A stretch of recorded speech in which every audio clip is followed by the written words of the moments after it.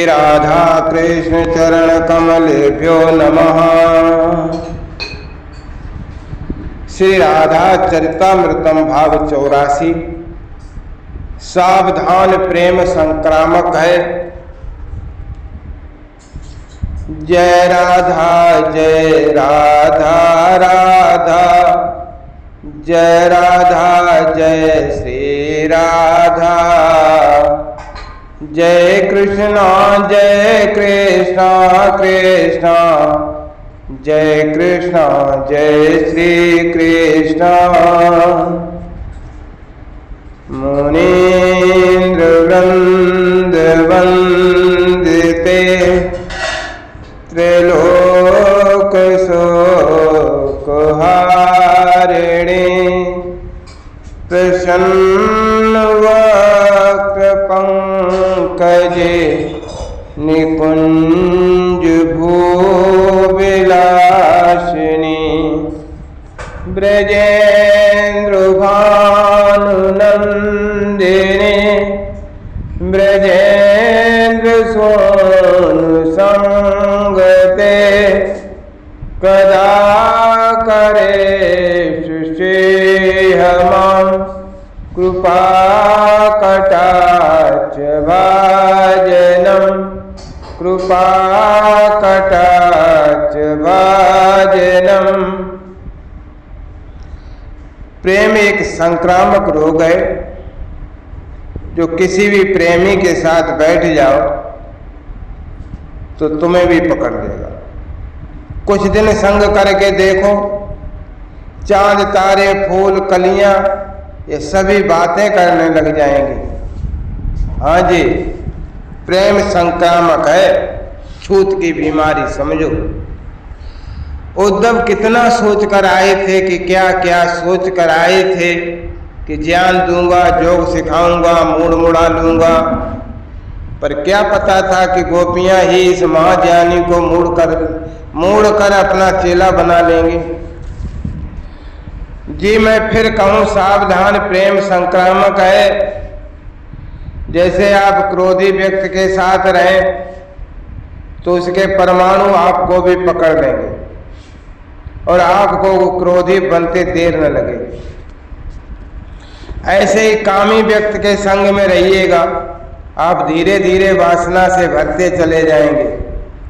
और यही बात लागू होती है प्रेम पर भी। प्रेमी का संग और भी ज्यादा संक्रामक है।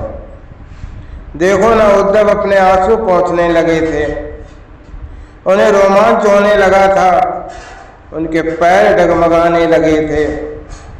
हे गोपियों, मुझे डर लग रहा है, उद्धव ने कहा। क्यों?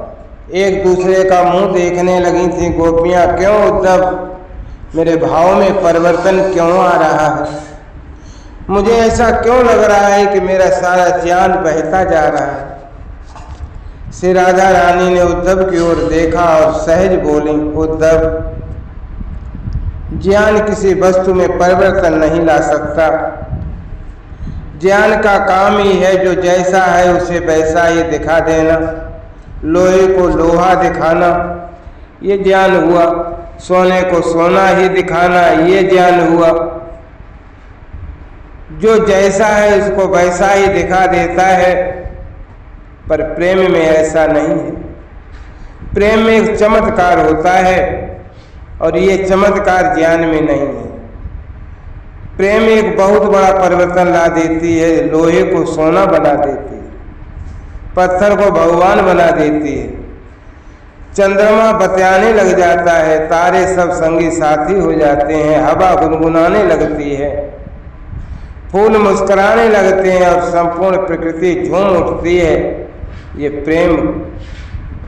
श्री राधा रानी के मुखार बिंद से ये सुनकर उद्धव गदगद हो गए। पर स्वामिनी, ये तो सब मन का खेल है, मन से आप मान लेती हो। तो उद्धव अपनी बात पूरी भी नहीं कर पाए थे कि श्री राधा रानी ने टोक दिया, अच्छा ये मन का खेल है, तो तुम जो कहते हो मैं ब्रह्म हूँ, इसका चिंतन करते रहो, वो क्या मन का खेल नहीं है? श्री राधा रानी की बात का इस तरह उद्धव ने उत्तर दिया था। तो फिर लगाओ ना उस मन को ब्रह्म में, फिर लगाओ ना उस मन को ध्यान में, फिर लगाओ ना उस मन को योग में। श्री राधा रानी हंसी, मन हो तो लगावे, यहाँ तो मन ही नहीं है। उद्धव ने सोचा भी ना था कि ऐसा भी उत्तर मिलेगा।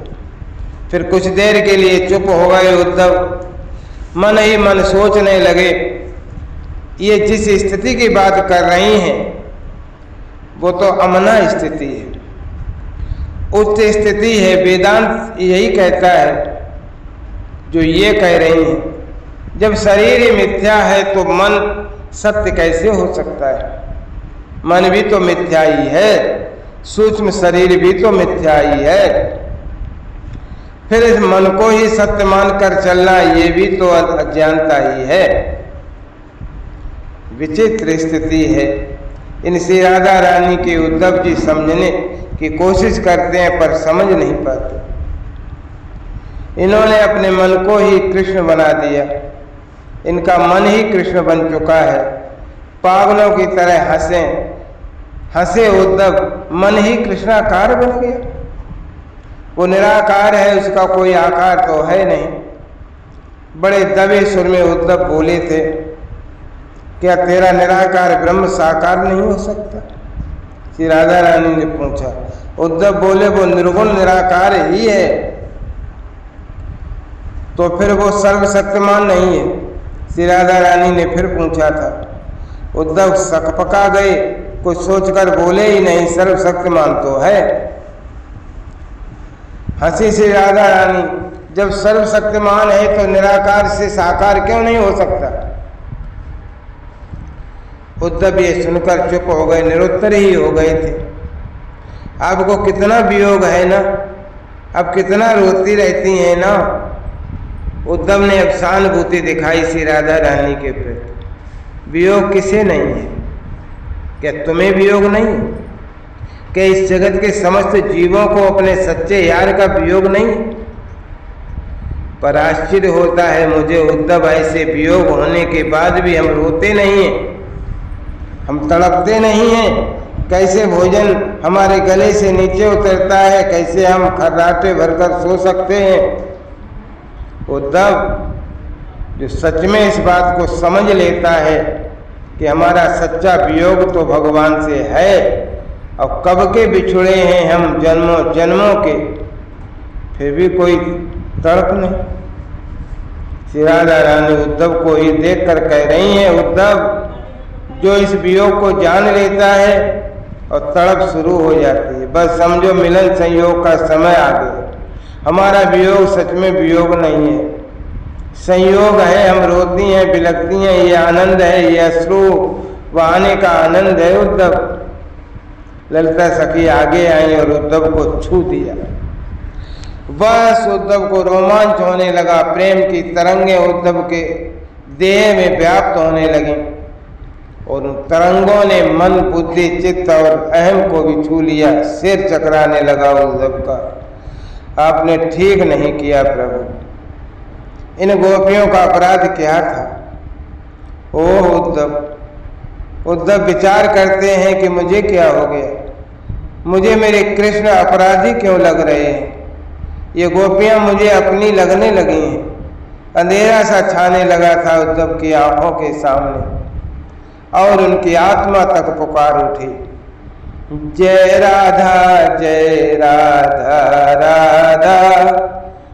जय राधा जय श्री राधा, जय कृष्णा कृष्णा, जय कृष्णा जय श्री कृष्णा।